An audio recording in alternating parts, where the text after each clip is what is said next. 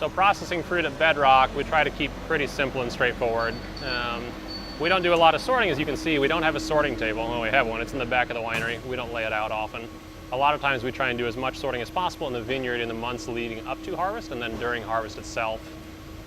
So when fruit comes in the door, it gets weighed on the scale, set aside, and then when it's time for it to go to tank, it comes here. We go into the auger, where we've got somebody raking, and it keeps the fruit moving up the belt. At that point, if there's any little bit of sorting we need to do, if we're pulling out leaves, botrytis, anything that happened to miss the cut in the vineyard, we can pull it off there. Pretty straightforward. The auger drops it into our destemmer.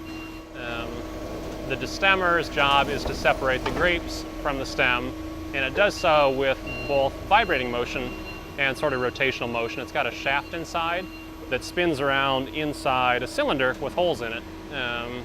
And as the grapes come off through that spinning and through the vibrating, the grapes fall outside of this rotating cylinder through little grape-sized holes and drop down, whereas all the stems, being too big to fall through those same holes, sort of just get shot out the back of the destemmer.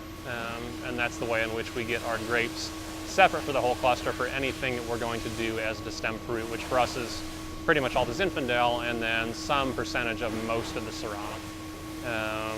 The backside, the stems, the rachis, anything that's not grapes gets taken outside into the pumice dumpster and gets composted. Everything else, all the grapes, we drop into the auger, and then that gets sent over to the tank.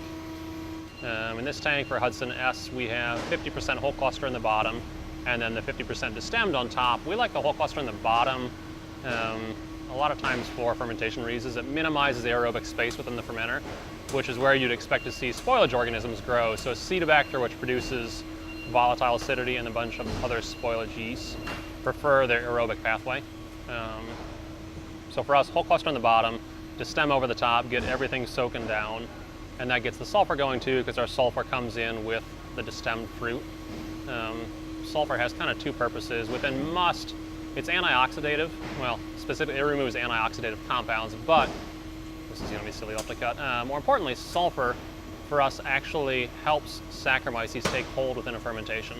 Saccharomyces, by some blessed miracle, is both the most resistant strain to sulfur and the most resistant organism to alcohol and glycolytic stress. So it's perfectly suited for wine production, and sulfur helps to get it there. Sulfur knocks everything back and actually helps Saccharomyces to ferment more strongly, which is kind of counterintuitive.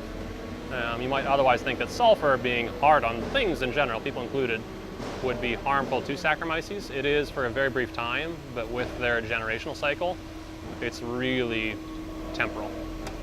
So we use sulfur to sort of help with our native fermentations. In any case, that's pretty much it. We have grapes in tank, destemmed over the top, and they'll stay there for cap management until drain and press. For whole cluster, we are almost entirely pump overs.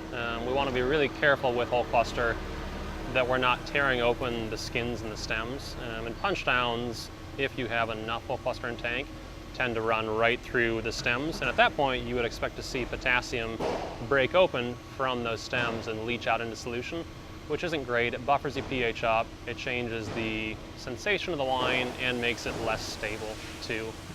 So for almost all the Syrah, which is almost always at least a portion of whole cluster, we are pump overs only for Bedrock.